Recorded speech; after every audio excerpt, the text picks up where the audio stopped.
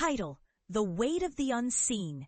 When I walked through the door of my childhood home, the scent of stale air and faded memories hit me like a freight train. It had been years, 6 long, tormenting years, since I had been chased out by laughter that sliced deeper than any knife. "You'll lose your mind over this nonsense," my brother had yelled, as I slung my bag over my shoulder, filled with books and field notes on parasitological anomalies that made my family scoff. "You'll disgrace us," my mother had cried, her voice cracking with a blend of anger and fear. But here I stood, a stranger at the threshold of a place that was both a sanctuary and a prison. I had become someone they wouldn't recognize. No longer the naive child obsessed with the dark secrets of the world, but a man marked by knowledge that came with a price. In my solitude, I had delved into the depths of parasitic life forms that others dismissed as folklore, dismissed as delusional. I had made discoveries that sent shivers down spines of even the most hardened skeptics.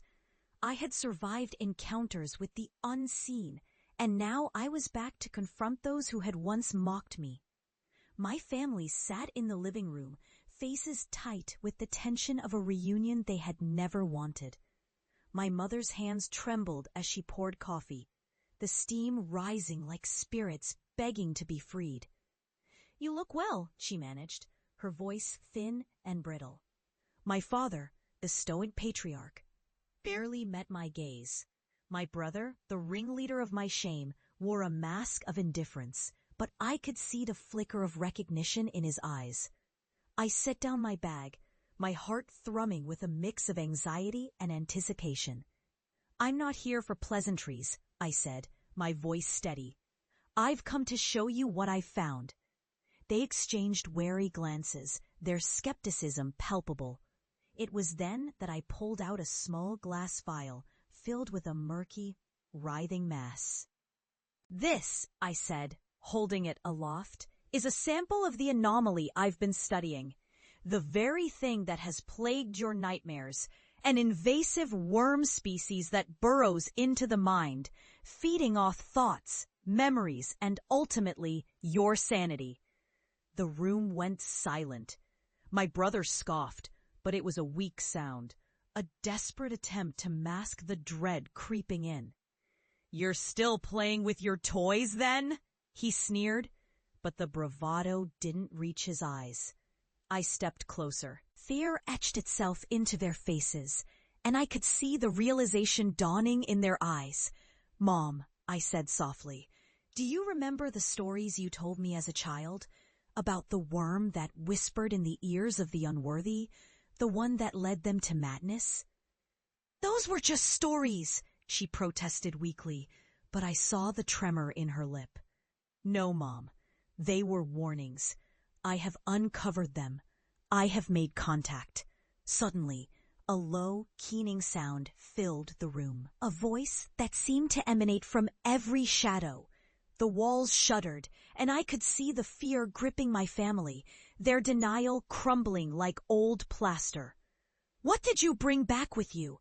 my father rasped, his voice barely above a whisper. "It's not what I brought back," I replied, my heart racing. "It's what was always there." As the sound grew louder, the vial in my hand began to vibrate violently. The writhing mass inside pulsed, expanding and contracting as if it were alive.